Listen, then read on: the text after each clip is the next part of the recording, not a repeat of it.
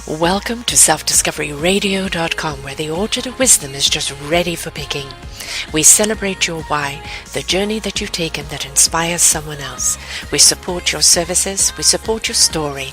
Come and be our guest, become a host, be an author with us. Come and see what we've got. Our next show is...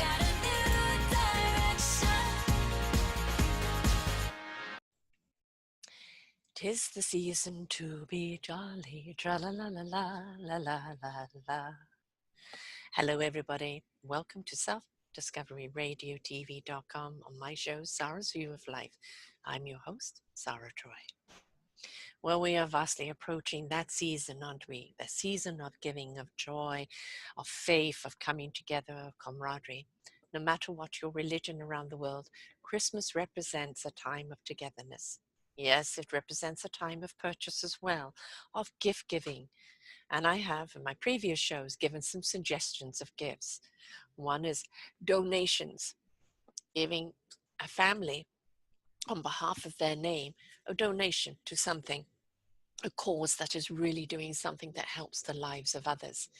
The show before that was on books and authors that I've interviewed that are really wonderful self-help books, motivational books, beautiful books of enlightenment that you can give to people and lift their spirits, help them on their path, and at the same time it also helps the author. So there's so many ways of giving, isn't there? But it's all about that cheer. It's about that love coming from the heart, from the soul, from the spirit, coming from the abundance of love that you exude at this time of year, which we should exude at every time of year. Because really that is what it's about, isn't it?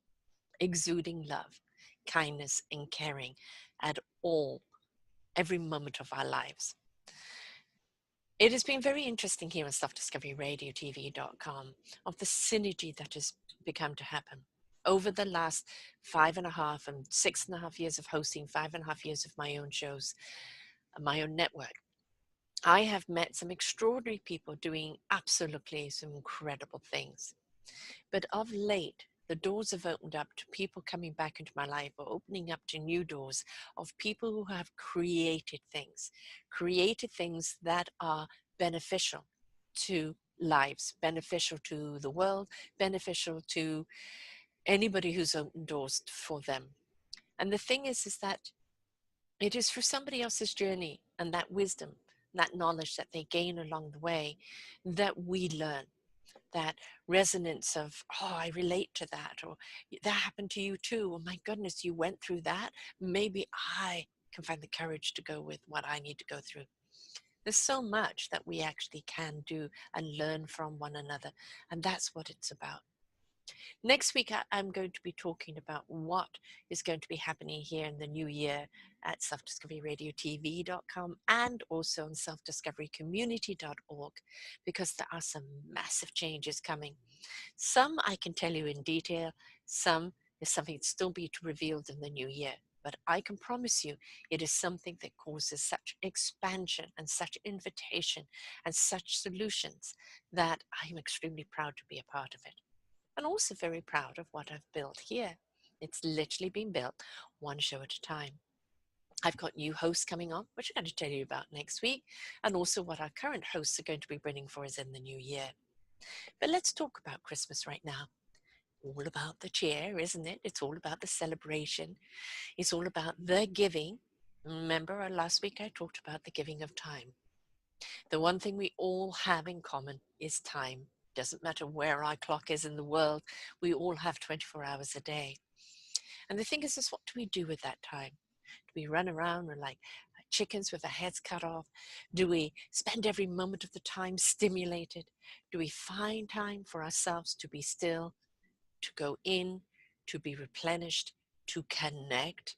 Or are we constantly escaping ourselves, unwilling to actually face things that are facing us, that we try and avoid? They may go away, but they don't.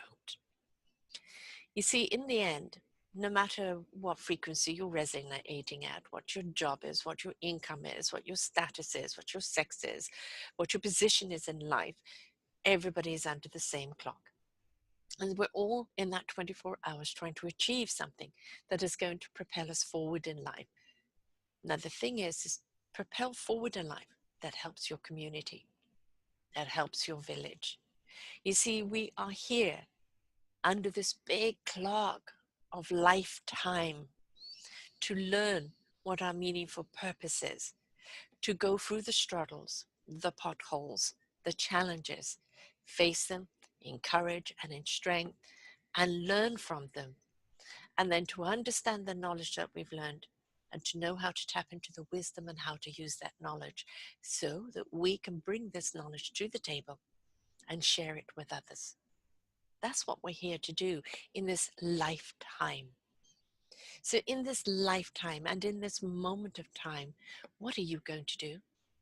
Over this time period here of December going into January, the time of giving, the time of sharing, the time of such strife and such loss and such desperation. You see, while you're busy shopping and you're busy putting up your Christmas tree and you're busy dangling your earrings, there are people suffering in the world. The recent fires in California and the amount of loss of homes, of lives, businesses, devastation. The people in the caravans coming to this world of the free, thinking they're going to have sanctuary because they've lost everything in their home. America has always taken people in, and this now facing gas and facing bullets and facing everything else. The land of the free, bring me your sick, and let me care for you. Under the current regime, that language doesn't speak, but that does not speak for all Americans. They're opening up their hearts, they're opening up their doors, they're opening up their wallets. And that is something that we need to do and need to help and support those in need, because at any time of the year, we should be givers. But especially at this time of the year is when we come together and acknowledge what we're giving in a way and extend it even further. So while you look at everything that's gone wrong and everything that has been done wrong, ask yourself, what can you do right? How can you empower the victims of the particular regime, the victims of people who have lost everything, the victims of people that live in fear, the victims of people who are victimized, the poverty, oh God, the list could go on. It could be depressing, couldn't it? How do we empower those that are facing the struggles? Now, some people are saying, oh, but I'm having my own hard time. How do I care for anyone else? Because sometimes by caring for other people, you learn what it is about yourself. You see that learning to give and to care for someone else ignites a caringness within you. It activates your heart, activates your spirit. It lifts your soul into that divine presence. And you start seeing life in a different way. Simple gratitudes, a smile, a joy, somebody receiving something in awe of that gift, of that kindness, of that act, and how it resonates back to you. If it does not lift your spirit and your heart, there's something seriously wrong. And I mean that. It means that you've stepped into apathy and you do not care at all anymore. You wouldn't even be listening to the show. But if you know somebody like that, those are people that have completely and utterly switched off from life and they just don't care. The danger about them is they don't care who they hurt along the way. Sometimes when people are in extreme pain, they inflict pain on other people to relieve their pain, which of course we know it never does. You have to be willing to go through your pain and come through the other side in order to heal. There is no other way out. And inflicting pain on other people to release yourself does not work and never will. So all we can do to people is love them, guide them, show them a path to walk, but it's up to us and each and every one of us to walk it. But that doesn't mean when people fall down that we don't help them get back up, that we don't give them some loving nurturing along the way. And when they're stable, let them continue to walk. Supported, cheered, but not do it for them, because we can't. So what does Christmas or Hanukkah or any other faith that you celebrate at this time of year mean to you? Is it about the gifts? Is it about the decorations? Is it about coming together? Is it about family and friends? Is it about paying attention to people who are out there on their own? Now, I'm very fortunate. I live with a wonderful 85-year-old woman here, and she has a wonderful place to go to for Christmas Eve and Christmas Day, and she celebrates it with this family every year. So I'm going to go home to my own family to for just my son and his girlfriend this year because everybody else is rather scattered.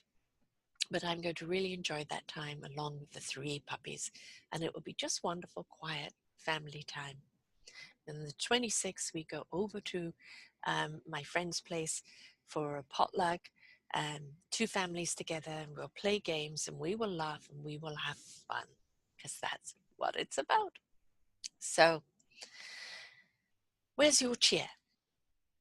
Now, I promise you, when you start giving, and you may say, I'm on a budget, I don't have a lot of money to give. And I'm one of those people, I don't have a lot of money to give. I'm on a budget. I have two daughters' birthdays in December as well. I've just had the wedding.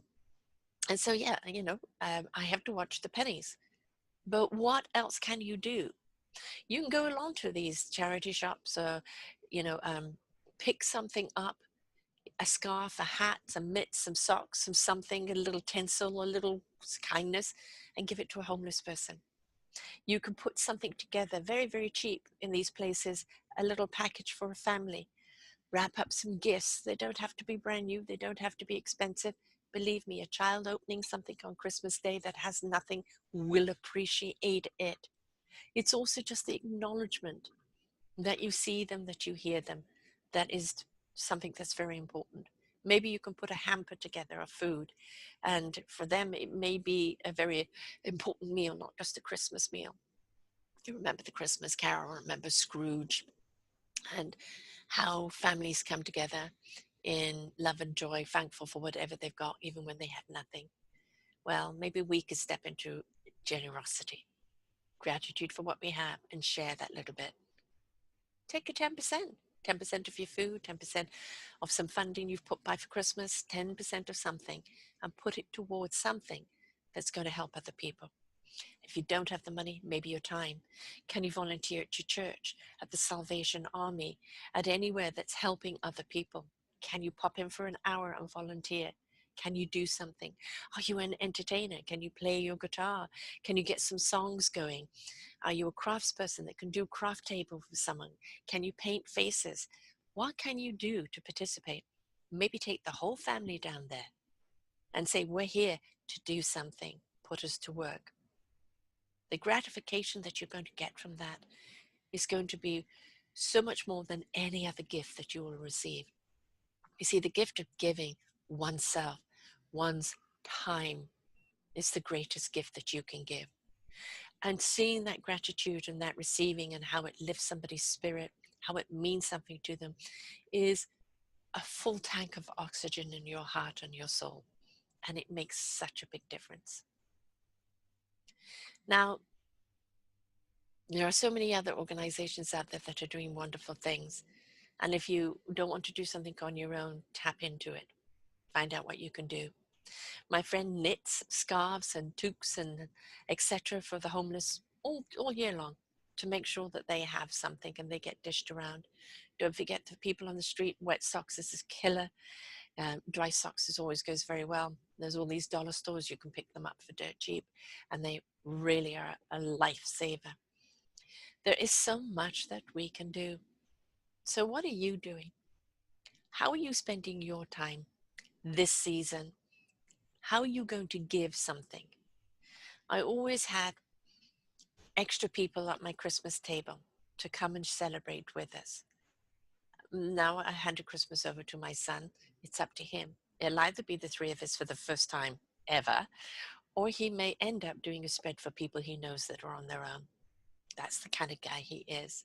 Already at his Humble Roots Cafe Deli in Maple Ridge here in BC, Canada, is donating so much proceeds to, I believe it's the Salvation Army, and doing a gift drive, etc. And he already did something for veterans because that's who he is. That's the kind of kid he is, and I'm proud of that. And my other daughter sponsors so many organizations, Save the the dolphins or children or animals or this or that. There's so many organizations that this is the time of year that they bring in the money that's going to last them all year long. As I said on my Christmas etiquette show, you're going to see a few organizations I've got up there that I invite you to sponsor. Of course, you can sponsor anyone you like from anywhere you like. These are just a few that I've interviewed and that I really like the work they're doing. And of course, books, always books are really wonderful to give because they keep on giving. So under this beautiful clock of lifetime, of moment in time, of I have time or I don't have time. When we look at time and sometimes slow it down and understand that sometimes it's not about rushing ahead. It's not about the illusion of having to have.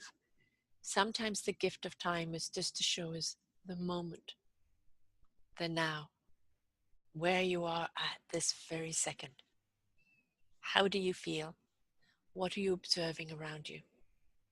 Outside my window here, I have all these beautiful trees. The wind has been blowing very strong today, and suddenly now it's silent and everything is still. Some of the trees still have leaves on them. Some of them are naked. Some of them are fir trees. The sunlight is shining down on the rooftop of this house in front of me, reflecting off, and the sky is beautifully clear. I'm grateful for that. I'm grateful for that sunshine as it feeds the heart and the soul. You see little things. That moment of breath. Take a breath. Do remember to take a breath. It's very, very important, because if you don't, you suddenly find out you're breathless. Time is something that you must spend wisely. Time is something that you must pace yourself with. Don't rush towards time. It's the moment that you have. What you do now is what counts. That will take care of the next moment. So be present. And in the gift of Christmas, be present, for the gift lies in the presence. I wish you all a very Merry Christmas, and I do hope that this year you turn around to a stranger and give them a hug, give them some love. I do hope that you acknowledge people out there that are suffering, that need your acknowledgement. I do hope that you put away any family angst or anger or bitterness or he did, she did. Put it away, folks. It doesn't belong. It doesn't serve you. It only causes more pain. So please, step into kindness, step into caring, step into love. Let everything else go. And when you can look at people from a place of love, from a place of loving kindness, you'll see things a lot differently. So for this wonderful Christmas, I wish you all a Merry, Merry Christmas. And may love prevail. Until next time, folks. Bye for now. For more wonderful shows like this, please go to selfdiscoveryradio.com, podcasts, and see our lineup. And if you wish to support us, we have a funded button. Please stay tuned for our next show.